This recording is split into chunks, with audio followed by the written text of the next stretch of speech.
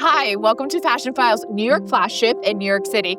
I'm Sophia Lee, your host for Responsible Fashion, Designing for Resale, presented by CFDA and Fashion File.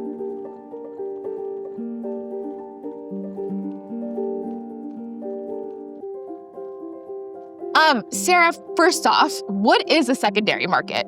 Secondary market is a ginormous market of resale. And really it's everything from Depop or, consignment shops, thrift stores, really at the very bottom of the market, up until, luxury resellers and fine jewelry watches have been doing resale for a long time. But anybody who's selling after that first primary purchase.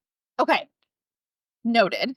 And how has the growth of the secondary market completely shifted the focus for brands? I mean, it's really just gone nuts in the last few years, especially. I've been doing this now for 26 years, and so I've been able to see like the trajectory of growth. But resale is not new. So resale's been done for hundreds of years. But today what we're seeing is just a lot of amazing technology that is enabling scale like we've never seen before in resale. So that's what's different. And with scale comes optionality. So, we all have our favorite like consignment shops or little thrift stores, and you'd have a few hundred items, maybe a couple thousand items. And now you've just got these resale platforms with some of them having millions of items. I know ThredUp, I think they have like 100,000 items a day. It's wild, the type of scale that you get with technology. That is wild. Jhara, I want to go into what have you seen shift with your clients? Sure. I think kind of echoing what she said, over the last few years, pre-owned was almost it was like an afterthought. It wasn't something that was part of the preliminary marketing campaigns, part of a forecast in any way, shape, or form. And now luxury brands are really inviting it back in-house, having certification programs, and really trying to leverage the resilience and what that means for the brand. So now it's not an afterthought, but it's actually part of the conversation. Aditi, how has this shifted in culture? What has been cultural shift between primary and secondary markets? Yeah, I think when we think about newness, right, when it comes to the luxury fashion landscape, it's always about desirability. But what we're thinking about is durability. So the paradigm completely shifts in terms of ecological consciousness and also consumer loyalty as well. What has been the behavior changes for consumers to finally adopt this? I think what we've seen with the younger generation is there isn't that stigma with secondhand anymore, right? So there is this openness to embrace secondhand. But on a brand perspective, I think it allows them to own the narrative in a completely different way. Because when we think about luxury fashion, there is this really keen, importance to making sure the story and the narrative feels like the brand. And so the fact that they're taking these resale programs seriously is really, really important. Did you want to add something? No? I think you nailed it exactly right. I think that story is so important. Yeah, I feel like the best compliment you get now is like someone's like, Aditi, I love your outfit. Where'd you get your top? And you're like, ooh, thanks. It's vintage. Like you actually can't find it. It's not that easy. Yeah. But what was like when you were growing up? Yeah. What was like? Yeah, how would you respond to that question? Like, where'd you get that top? Yeah, I mean, like I grew up, and the reason I'm in resale right now is because I had to always buy my own school clothes. My parents didn't have, I was the oldest of 6 kids. We just didn't have the money for my parents I paid my own way my whole life. And so when you pay your own way, you're shopping in thrift stores, not because it's cute or you're looking for something that's necessarily even eco-friendly or unique, but because you literally don't have the money and you're able to stretch your money by shopping resale. And so when I was in, junior high school, people say, oh, I love your shirt. I would just say, thank you. Yeah. I was never going to say, because that was not the cool thing to do at the time. It was actually embarrassing, to be honest. I mean, and it's really amazing how, number one, how something that was rooted in something that I was really embarrassed of and maybe had a little shame in my younger self, that really is the root of everything that we have today, which is so amazing for me personally. But that's so different. That now it's like such a bragging right that I'm like, where'd you get that? Oh, I got it on eBay. Like really? That's so cool. Yeah. It's actually, to just extend on that, it's one of my favorite parts of the pre-owned consumer path, because you get these two pockets of people and the cohorts are completely different. You have an entry point opportunity where you maybe can't afford the really, really high net worth one, but you can buy a piece that's pre-owned or pre-loved, and you can have that piece of history or that piece of your aspirational brand.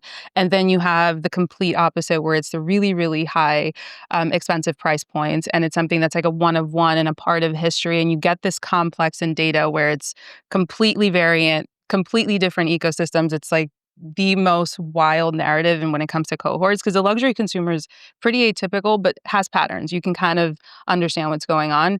Pre-owned, the deltas are insane because the price points are completely different. The ecosystem, the conversations, the reasons why people are purchasing are night and day. And that's one of my favorite parts because you get to really understand the resiliency through so many different perspectives. It's not that singular vision, from the brand side. Yeah. From a brand side, what is the value proposition that you've seen clients start to now understand and embrace? I think there's a few. The first one, for me, is definitely audience and that delta because you do get a variety of touch points that you wouldn't necessarily have.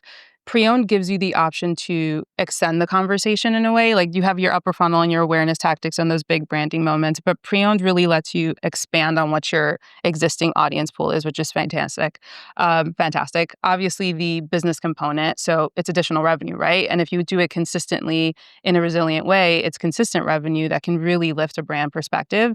And third, I would say it's a loyalty and retention tactic, which is probably my favorite because that gives you leverage over time. So even if you haven't purchased the brand or, there's a new creative director, that legacy piece from 1985 is still something that you want to touch and hold and have, and that warrants a purchase. So you get those three parts from a business impact that I think are really pertinent.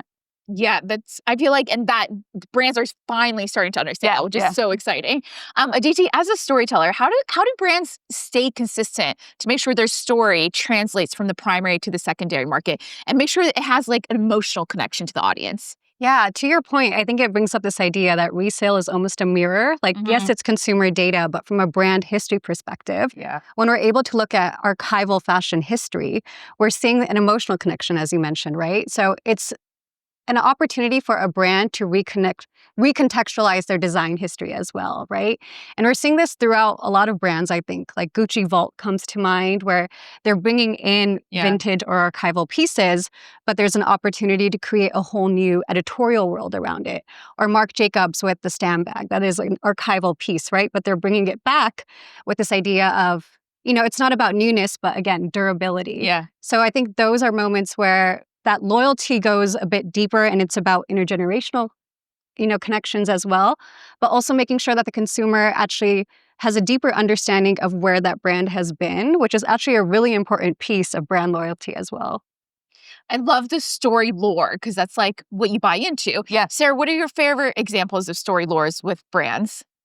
I love, just like when you talk about those little iconic moments in time where someone takes a classic piece and does something cheeky with it that modernizes it. And I love that Marc Jacobs was looking at the painting, and I can't even just escape my mind, of the Mona Lisa, where they've done like a mustache on the Mona Lisa, and it's a classic painting that this, historical. And he's like, that's such an icon, and was totally defaced with his mustache, and was looking at the monogram, this pattern that came from the 1800s, Louis Vuitton monogram on the old trunks, and said, how can I deface that? And he's like, graffiti, and goes to Stephen Sprouse, who is like the graffiti artist, iconic, and said, how can we deface the monogram and the iconic shapes and do something that's really unique and wonderful with it? And really just did something that was and really it kind of ushered in a lot more of those brand moments and storytelling, pulling in those little pieces of,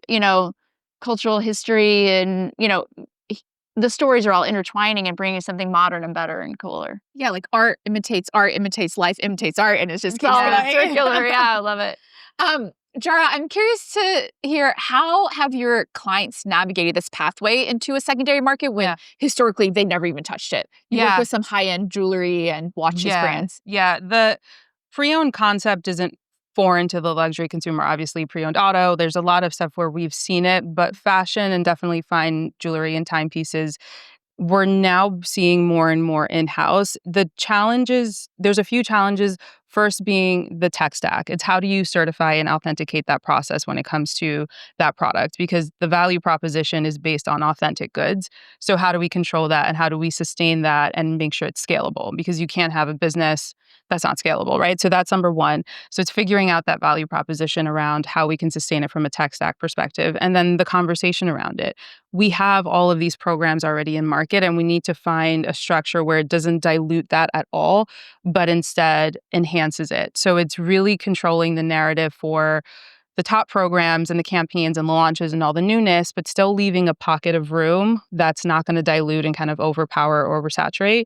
And that's the finesse that you have to find. So with our programming, we structure really aggressive cohort segmentations just to make sure that we're talking to the right person that is going to care about that piece of history, or that does need an entry point to have that, purchase that, is too far away in the sense of price point, and still, have that sustained visibility for all the other campaigns. So it's really it's like navigating the story and then navigating the business component. Because again, the authentication without that is nothing. So it's like trying to figure out the certification process while you're figuring out the marketing process to make sure it's all in hand.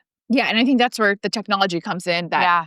And have you seen that your clients participating in resale have increased their cultural relevance, their perceived brand value? Yeah, I think the cultural relevant part is interesting when you guys were talking about the art and how that kind of all of these pockets of time have a sentimental component to it, right? And it's like, well, that cultural relevance is part of an emotion or memory that you have. So it's kind of feeding that through and making sure that those components are part of your campaign.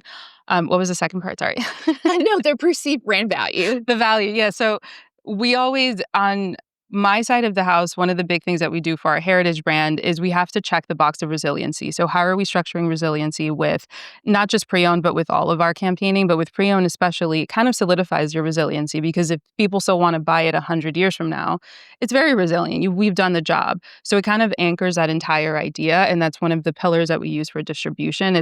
This is a resilient brand and this is why. The value proposition is here and this is why. And that value also becomes equity over time because it's so resilient. So it's trying to showcase that throughout all the efforts. Yeah.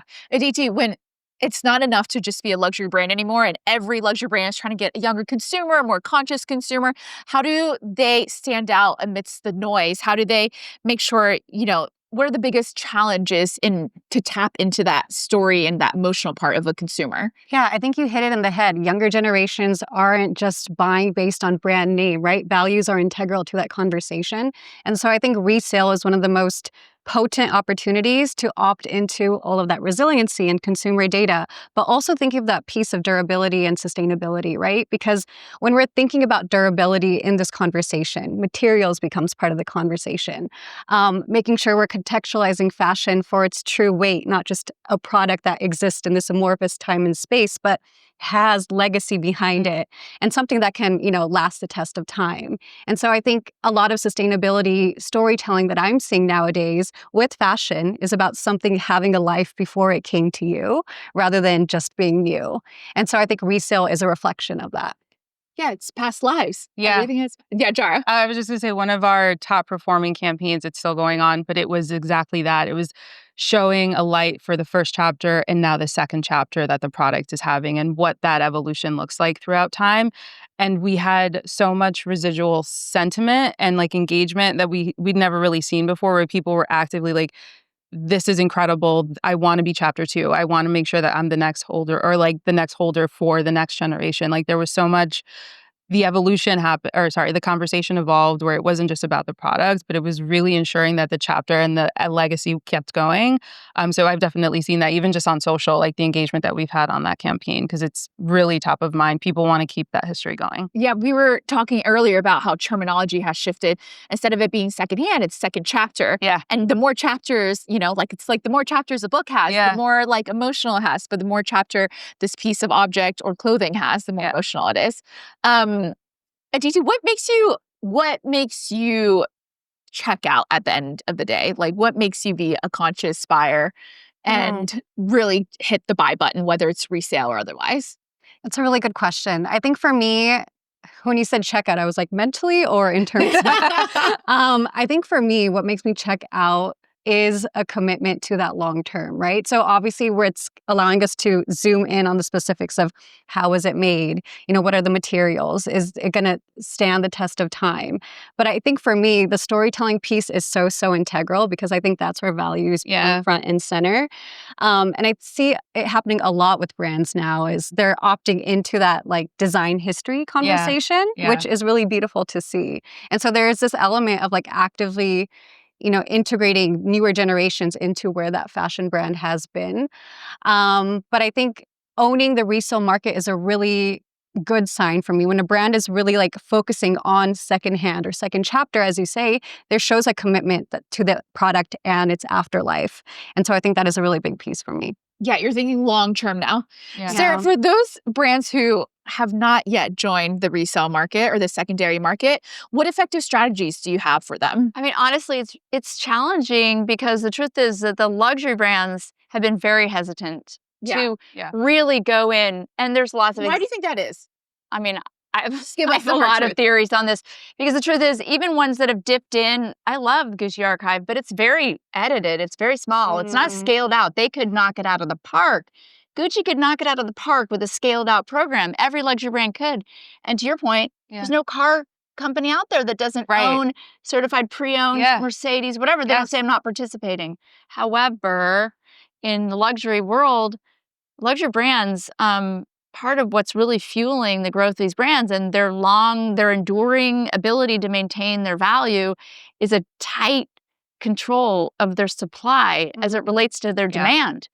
And the more you ratchet down that control, then the demand is just, is growing. Scarcity. Yeah. And so if all of a sudden they anointed a resale platform or resale in general, all of a sudden that demand, that supply, there's no longer a stranglehold. And every single brand we've sold, I've been doing this, like I said, 26 years. This isn't the upping of retail prices from the luxury brands is not something, it's not a product of what we're seeing right now in interest rates. This has been going on every single year since I've been in business and before. Every year, steady raising of prices. You can't do that if there's a flood of your product out there. That only works in a world where you've got a really tight control. And so they're actually in a very tricky spot. There's a reason why there's hundreds of brands out there. Madewell, Lululemon, Levi's, every brand, is doing scaled out resale, and no luxury brands have. Done that, really kind of just dove right in and swung for the fences on that. So you started FASHIONPHILE on eBay. Yeah. And I still think even though resale is at its highest it's ever been, it's not like it's taking away from these brands are still so successful and still have infinite growth. Honestly, not infinite growth, but they still have growth. I think because of the resale. Chanel market. can raise their prices because if at resale prices are right there, why can't they raise their prices a little bit more and we raise our prices? And it kind of what you can always say, so you can always tell a brand that's struggling because their retail to resale ratio is poor. So if something sells for $1,000 retail and we can't sell it for $150, which that's a fact that happens, it's not saying something bad about the brand. And there's a lot of brands that just don't resell well at all. And I'll tell you, that's a bad sign about the brand. The brand equity, really that ratio, the difference, the delta between your resale price and your retail price says a lot about the brand. And it doesn't have to be a luxury brand. Patagonia, it's just a great brand. Yeah. They keep their value. Why? And honestly, not only have they participated in resale long before it was cool, they were doing scaled out, meaningful resale. Not only that, they've been a huge mending and repairs program. So that jacket you bought 15 years ago, we'll repair it. Yeah. And then we'll help you to sell it. I mean, they're really putting the money where their mouth is. It's very cool. Wait, I think that is something super important. That's a huge first step for brands to understand where they stand in the market is the difference between their retail price and the resale price. I think they have to see that. These brands? Well, no, trust me. Are you kidding me? When I have the chance, I'm peppering because and we've had the opportunity now to talk to many of these brands. It's just really challenging because of that issue, the supply demand issue. That issue is a real one. Yeah. That issue, the supply overload question is a real one because honestly, the brands we're talking about used to produce way, way, way less. Right. Even 10 years ago. Right. Yeah, even 5 years ago. Now we're producing seasonally and pumping it out. And you're going to go to outlet centers that are very close to here, and you're going to find every single brand that we sell, luxury brands, not Chanel, not Hermes, not Louis Vuitton, a few of the brands, but every other brand in these outlet centers selling overstock that they've been overproducing, seasonally producing it out. And so really it takes a toll.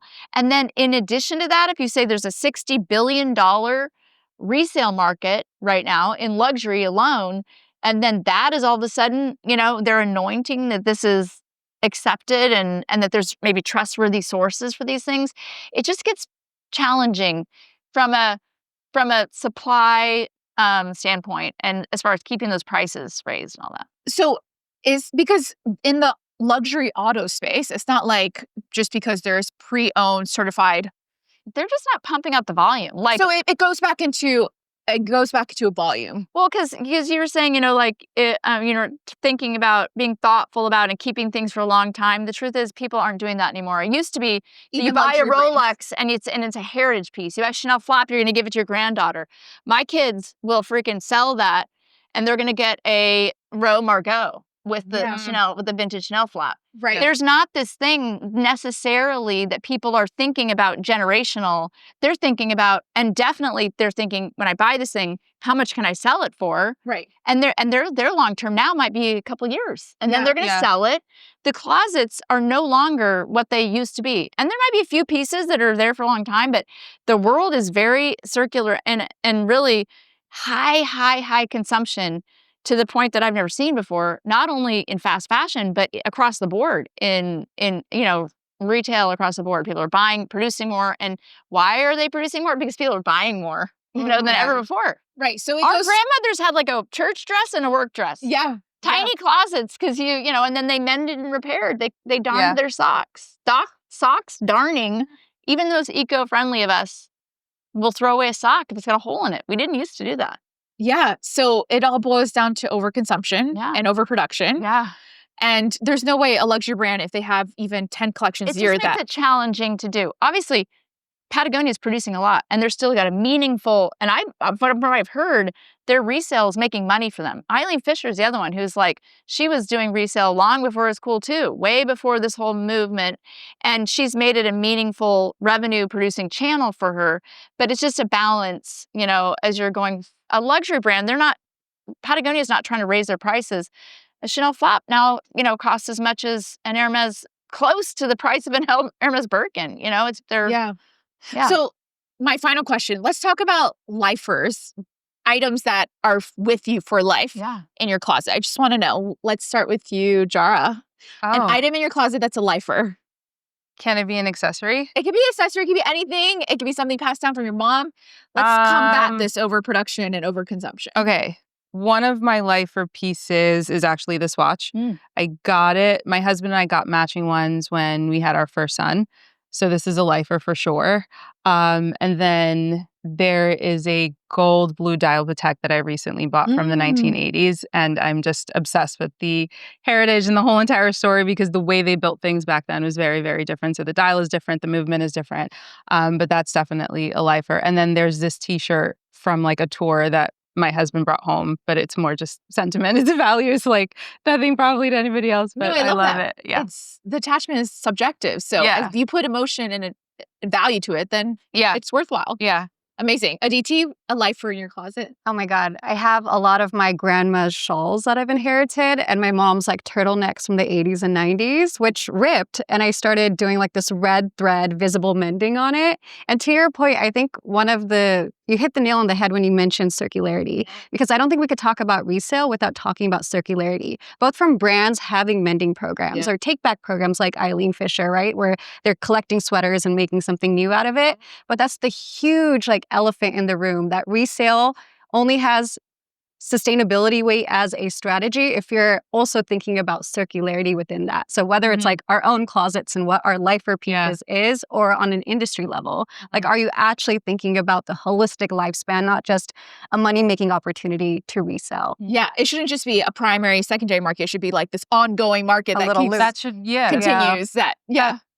Ultimately, that should be the goal, right? We're making a good piece to outlive all of us, because that's the point of having a value that's going to outlive us all, right? That's the point, but it's making sure we're educating that. So regardless of when you purchase it, the value is still there, and that positioning component isn't so difficult, because regardless of what part or what chapter you're on, each one is valid. Each one makes the most sense. And there's value from a price point perspective, from an equity perspective, from an emotional perspective. We built something that's going to outlive us all. So you get to hand it over to the next person. Yes. But it's that part. It's like the challenging. If that education isn't there, then the value proposition isn't there. Then the price is different, and you can't position yourself the way you need to. But 100% agree. It's like making sure that validity is there throughout time. Yes. Changing that purchasing pattern from a very linear primary, secondary to, it's not even just circular, it's like a molecule where it's like completely looping and going back and forth. Sarah, a lifer in your closet. Well, I'm gonna go 2 because I actually do have a Patagonia jacket that I bought in probably 1990, 1991 when I was in college. That's how old I am. But that my kids have all worn, that I still have today, and that my kids still wear. And so again, I just like, that says so much about that brand, that really, and just brand equity, producing quality items they can endure. And then I bought a Chanel flap used, probably now 14 years ago. I wear it many times a week to this day. It's a mini, caviar mini flap, and it looks as current and cool and new today as it did so long ago. The prices continue to go up in value over time, and it's just like an everyday bag. And these classics, it's just always in style. It's never gone through a period where it's just not cool, not the cool thing to wear. She's a lifer. It's a lifer. She's a lifer. Amazing. Ladies, thank you so much for chatting about how to position your luxury brand in both the primary and secondary market. Thank you so much. Thank you. You're welcome.